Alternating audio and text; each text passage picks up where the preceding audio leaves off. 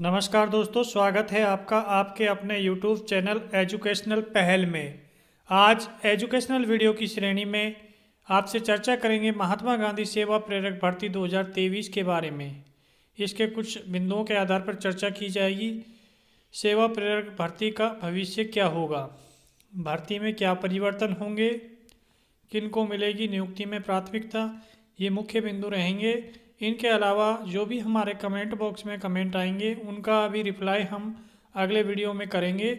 और जिस भी कैंडिडेट का कोई कमेंट हो या कोई जिसका भी सवाल हो वो हमें कमेंट कर सकता है, उसके कमेंट का रिप्लाई देने की पूरी कोशिश की जाएगी।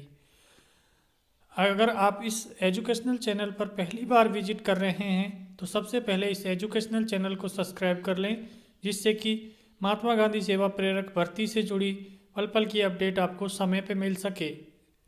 सेवा प्रेरक भर्ती का भविष्य क्या होगा, महात्मा गांधी सेवा प्रेरक भर्ती का भविष्य आपको बता देते हैं।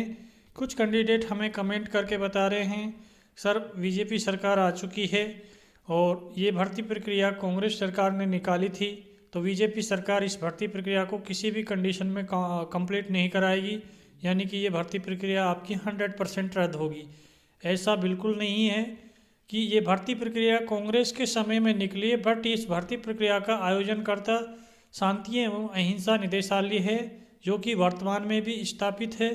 और ये एक निदेशालय है राजस्थान का, इस पर किसी राजनीतिक पार्टी का किसी का भी कोई दबाव नहीं है। ये एक निष्पक्ष डिपार्टमेंट है इसमें, जिसने इस भर्ती प्रक्रिया को कराया है। और इस भर्ती प्रक्रिया का उद्देश्य था कि जो भी राजस्थान सरकार है उसकी योजनाओं का प्रचार प्रसार करना, उन योजनाओं को आम नागरिक तक पहुंचाने का काम था।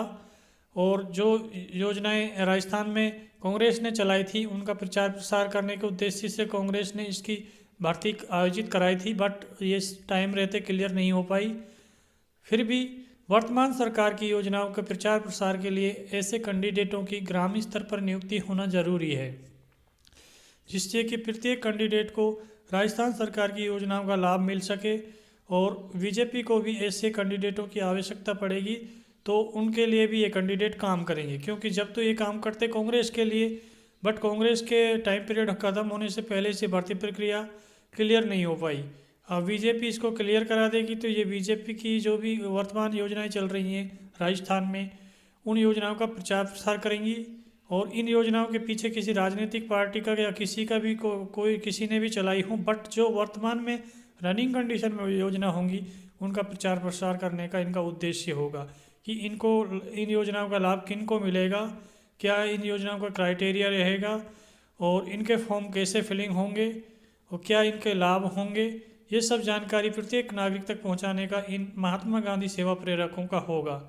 बट इतना ज़रूर किया जा सकता है कि वर्तमान में इस भर्ती प्रक्रिया का जो नाम था वो महात्मा गांधी सेवा प्रेरक भर्ती था, बट बीजेपी सरकार इस भर्ती प्रक्रिया के जो सिलेक्टेड कैंडिडेट हैं या इस भर्ती प्रक्रिया का नाम परिवर्तित करके अटल सेवा प्रेरक भर्ती कर सकता है या फिर किसी अन्य नाम से इस भर्ती प्रक्रिया को संबोधित कर सकता है, बट रद्द होना संभव नहीं है, क्योंकि ये भर्ती प्रक्रिया पर किसी भी सत्ता का या किसी भी राजनीतिक पार्टी का कोई प्रभाव नहीं है। भर्ती में क्या क्या परिवर्तन होंगे, जो वर्तमान में ये भर्ती प्रक्रिया आपकी चल रही है इसमें परिवर्तन की संभावना हम आपको बता देते हैं। और एकदम आप बोलो कि हम बिल्कुल आपको एकदम सटीक बताएं कि ये परिवर्तन होंगे, ऐसा पॉसिबल नहीं है। ये तो आपका फाइनल डिसीजन के बाद पता पड़ चलेगा, क्योंकि अभी तो ये हाई कोर्ट में ही पेंडिंग है भर्ती प्रक्रिया।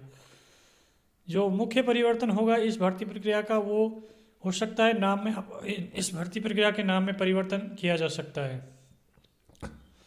दूसरा बिंदु आता है कि इस भर्ती प्रक्रिया में जो आपकी सैलरी रखी गई थी 4,500 रुपये पर मंथ के हिसाब से, उस सैलरी में इंक्रीजमेंट हो सकता है, बढ़ोतरी होगी।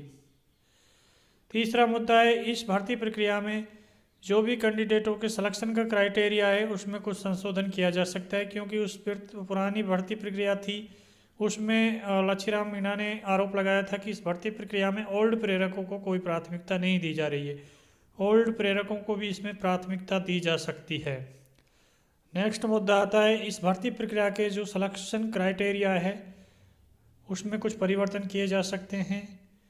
और जो अगला बिंदु आता है कि ये वर्तमान सरकार है जो बीजेपी इस भर्ती प्रक्रिया के फॉर्म रिफिलिंग भी करा सकती है, वापस भरवा सकती है, क्योंकि पूरी भर्ती प्रक्रिया आपकी कंप्लीट हो चुकी है और पूरे ही इंटरव्यू कंप्लीट हो चुके हैं। मात्र और मात्र रिजल्ट और नियुक्ति आपकी बची हुई है। फिर भी बीजेपी हो सकता है इस भर्ती प्रक्रिया में फॉर्म रिफिलिंग करा दे, क्योंकि इस भर्ती प्रक्रिया का पहले जो क्राइटेरिया अलग था और अब इसमें कुछ संशोधन होंगे तो इसके फॉर्म भी फिलिंग हो सकते हैं। और जो अगला बिंदु आता है कि इंटरव्यू, इस भर्ती प्रक्रिया में जो इंटरव्यू हुए थे वो इंटरव्यू पुनः किए जा सकते हैं या फिर इंटरव्यू ख़त्म करके एग्ज़ाम भी इसमें किया जा सकता है। ये सब संभावनाएं फाइनल डिसीजन आने के बाद जब ये भर्ती प्रक्रिया शांति एवं अहिंसा निदेशालय के पास आ जाएगी तो वो इसको तब तय करेगा और सरकार से इसके बारे में अनुमति लेगा। किनको मिलेगी नियुक्ति में प्राथमिकता, जैसी संभावना जताई जा रही है, सबसे पहली प्राथमिकता ओल्ड प्रेरक को दी जाने की संभावना है और बाकी जो सर्टिफिकेट है कैंडिडेटों के पास करीब 8 सर्टिफिकेटों को प्राथमिकता इसमें दी गई थी। ओल्ड प्रेरक, पुलिस मित्र, ई सखी, स्काउट एंड गाइड, ये सब इस तरह के 8 सर्टिफिकेट रखे गए थे जिनमें इनमें आपको 10 नंबर पर सर्टिफिकेट के हिसाब से बोनस की बात थी। और अगर किसी कैंडिडेट के पास एक से अधिक सर्टिफिकेट है तो प्रत्येक सर्टिफिकेट के आधार पर उनको 10 अंक का बोनस मिल रहा था। अगर किसी कैंडिडेट के पास 3 सर्टिफिकेट थे तो उनको 30 अंक का सीधा बोनस था। ये सब इसका क्राइटेरिया था। और एक क्राइटेरिया इसमें ये रखा गया था सिलेक्शन में, जो आपके किसी भी गांव की जो जनसंख्या है, जिस भी कैटेगरी की जनसंख्या है, जैसे SC ST या OBC, उस गांव में OBC की जनसंख्या सबसे ज़्यादा है तो वहाँ पर OBC का कैंडिडेट ही सेलेक्ट किया जाएगा।